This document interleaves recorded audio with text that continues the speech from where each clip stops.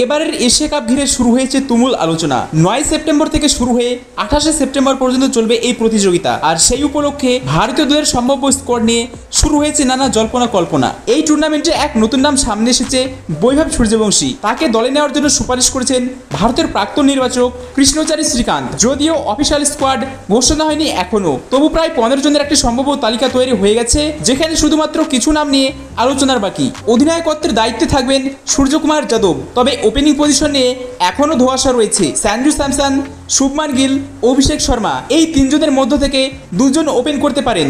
যশস্বী জয়সওয়ালকে নিয়ে আলোচনা চলছে, তবে এই প্রতিযোগিতার মাঝেই বৈভব সূর্যবংশীর নাম সামনে এনেছেন শ্রীকান্ত। তিনি স্পষ্টভাবে বলেন, সঞ্জু স্যামসন ইংল্যান্ডের বিরুদ্ধে শর্ট বলের সামনে ব্যর্থ হয়েছেন। আমার মতে ওর ওপেনিং করাটা অনিশ্চিত। আমি হলে অভিষেক শর্মাকে প্রথম পছন্দ করতাম, আর দ্বিতীয় পছন্দ হিসেবে বৈভব সূর্যবংশী অথবা সাই সুদর্শনকে রাখতাম। শ্রীকান্ত আরও বলেন, আমি আমার টি-20 বিশ্বকাপ স্কোয়াডেও বৈভব সূর্যবংশীকে রাখতাম, কারণ সে অসাধারণ ব্যাটিং করেছে। শর্ট বলের বিরুদ্ধে ওর কভারেজ ভালো, হুক ও পুল শট খেলতে পারেন। অনূর্ধ্ব 19 সফরে ইংল্যান্ডে দারুণ পারফর্ম করেছেন। সাদা বলের ফরম্যাটে ওর ধারাবাহিকতা অসাধারণ। যদিও লাল বলের ক্রিকেটে কিছুটা ঘাটতি রয়েছে, তবুও আমি তাকে দলে রাখতাম।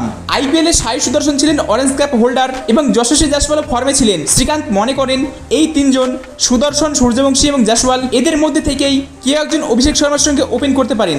উইকেট কিপারের ভূমিকা নিয়ে তিনি বলেন, সঞ্জু স্যামসন ও জিতেশ শর্মার মধ্যে নির্বাচন হতে পারে। এছাড়াও তিনি তার দলে রেখেছেন শ্রেয়াস আয়ার, হার্দিক পান্ডিয়া ও অক্ষর প্যাটেলকে। তার মতে এদের খেলা প্রায় নিশ্চিত। তবে একটা বড় প্রশ্ন থেকে যায়, বৈভব সূর্যবংশী কি এত তাড়াতাড়ি আন্তর্জাতিক ক্রিকেটের সুযোগ পাবেন?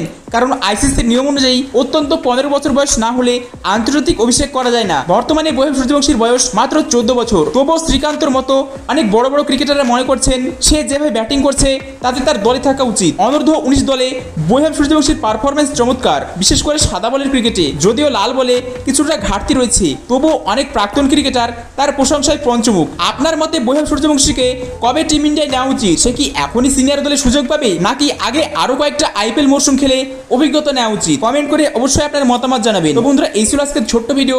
আশা করি ভিডিওটি ভালো লেগেছে।